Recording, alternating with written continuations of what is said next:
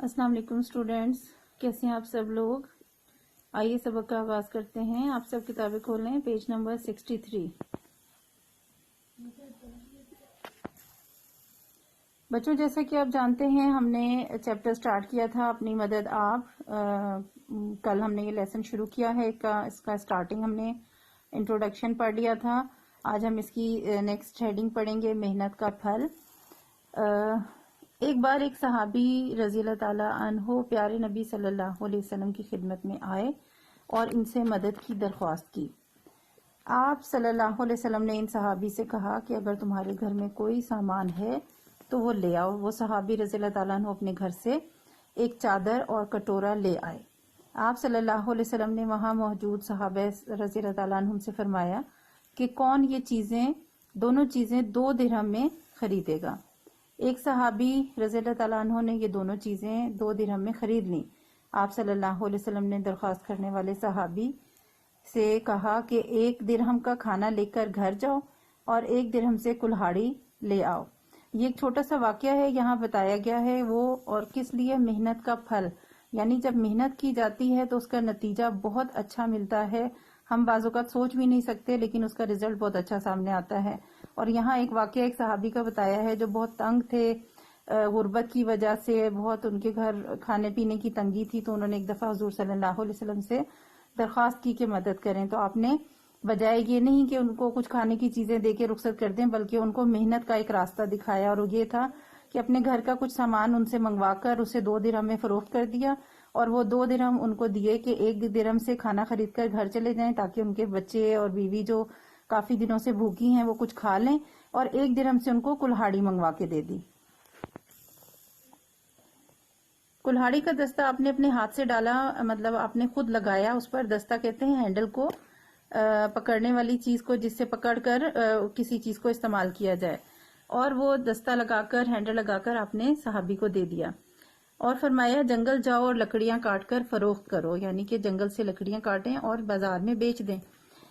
1 ہفتے کے بعد میرے پاس آنا۔ وہ صحابی 1 ہفتے بعد پیارے نبی صلی اللہ علیہ وسلم کے پاس آئے تو بہت خوش تھے کہ اپنی مدد آپ کے تحت محنت مزدوری کرنے سے ان کی تنگی دور ہو گئی ہے۔ ایک غزوے کے موقع پر آپ صلی اللہ علیہ وسلم نے خود لکڑیاں اٹھا کر لائے اور صحابہ کرام نے آپ صلی اللہ علیہ وسلم کو منع کیا، لیکن آپ نے اپنی مدد آپ کے اصول پر عمل کرتے ہوئے ہمیں یہ بتا دیا کہ خود کام کرنے میں کوئی حرج نہیں ہے۔ صحابہ کرام کی زندگی میں ہمیں اپنی مدد آپ کے تحت کام کرنے کی مثالیں ملتی ہیں۔ غزوات میں زخمی ہونے والے صحابہ رضی اللہ تعالیٰ عنہم کو دوسرے صحابہ نے اپنے ہاتھوں سے پانی پلاتے، ان کے زخم صاف کرتے تھے۔ خلیفہ دوئم حضرت عمر فاروق، دوسرے خلیفہ جو تھے حضرت عمر فاروق رضی اللہ تعالیٰ عنہ، راتوں کو گشت کر کے حالات کا جائزہ لیتے تھے۔ گشت کرنا ہوتا ہے چکر لگانا، یعنی رات کو جب سب لوگ اپنے گھروں میں سو جاتے تھے تو انہیں اتنی فکر تھی اپنے عوام کی، لوگوں کی، کہ رات کو چکر لگاتے تھے اور دیکھتے تھے کہ کوئی لوگ پریشان یا تنگی میں تو نہیں ہیں، اور صبح لوگوں کے مسائل حل کرتے تھے۔ ایک بار آپ صلی اللہ علیہ وسلم نے ایک بار آپ رضی اللہ تعالیٰ عنہ نے، حضرت عمر رضی اللہ تعالیٰ عنہ کی بات ہو رہی یہاں پہ، حضرت عمر نے ایک رات کو ایک خاتون کو دیکھا کہ وہ خالی ہانڈی چولہے پر چڑھائے ہوئے ہے اور بچوں کو بہلا رہی ہے، یعنی ان کو کسی نہ کسی طرح بہانے سے روک رہی ہے کیونکہ اس کے پاس کھانے کے لیے کچھ تھا نہیں۔ آپ نے اس سے پوچھا تو پتہ چلا کہ بچے بھوکے ہیں، گھر میں کھانے کے لیے کچھ نہیں ہے، تو وہ ایک بہانے سے اس نے دیگچی چولہے پہ رکھی ہوئی ہے کہ میں ابھی کھانا پکا رہی ہوں تاکہ بچے سو جائیں۔ حضرت عمر فاروق واپس آئے اور کھانے پینے کی اشیاء اپنی پیٹھ پر رکھ کر واپس آنے لگے۔ غلام نے بوجھ اٹھانا چاہا تو آپ نے غلام کو منع کرتے ہوئے کہا کہ میں اپنی مدد آپ کے تحت غلطی کا ازالہ کروں گا تاکہ اللہ تعالیٰ کی پکڑ سے بچ سکوں۔ پیارے نبی صلی اللہ علیہ وسلم کی بیٹی خاتون جنت حضرت فاطمہ رضی اللہ تعالیٰ عنہا اپنے گھر کا سارا کام اپنے ہاتھوں سے کرتی تھی، بکری کا دودھ دو لیتی، آٹا گوندتی، چکی پیستی، یہاں تک کہ آپ رضی اللہ تعالیٰ عنہا کے ہاتھوں میں گٹے پڑ جاتے۔ گٹے مطلب وہ گلٹیاں سخت جو ہوتی ہیں، اس طرح کے ہاتھ سخت ہو جاتے تھے ان کے چکی پیسنے کی وجہ سے، وہ بہت زور لگانا پڑتا ہے رگڑ کی وجہ سے، اور اسی طرح اپنے گھر کے تمام کام، آٹا گوندنا اور دیگر چیزیں، یہ سب کچھ وہ خود اپنے ہاتھ سے کیا کرتی تھیں، حالانکہ وہ حضور صلی اللہ علیہ وسلم کی پیاری بیٹی تھیں، اور اپنی نیکی اور پرہیزگاری کی وجہ سے جنت کی بشارت بھی ہے، ان کو خاتون جنت کہا جاتا ہے۔ لیکن اپنے دنیاوی کام سارے وہ خود کیا کرتی تھیں.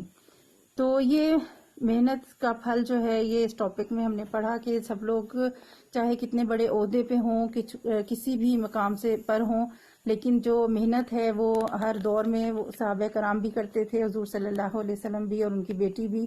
ہمیں بھی چاہیے کہ ہم محنت کریں اور اپنی تمام جو کام ہے اپنی مدد آپ کے تحت خود ادا کریں. ایکسرسائز میں دیکھتے ہیں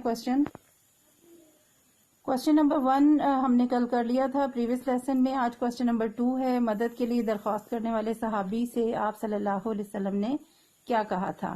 جو بھی ہم نے محنت کا پھل ٹاپک پڑھا ہے اس میں اس کا آنسر ہے. اسی پیراگراف میں پیج نمبر 63 پر آپ صلی اللہ علیہ وسلم نے یہاں سے شروع ہوگا. کوشچن نمبر 2 کا آنسر ہے یہ، اور اس کو ہم لکھیں گے کلہاڑی لے آؤ یہاں تک. ٹھیک ہے جی، تھوڑا سا لمبا ہے لیکن یہ واقعے کی صورت میں بیان کیا گیا ہے. یہاں سے یہاں تک ہم لکھیں گے کلہاڑی لے آؤ. یہی ایک سوال آپ کا ہوم ورک ہے، آپ نے لکھنا ہے اور یاد کرنا ہے. اوکے، اللہ حافظ.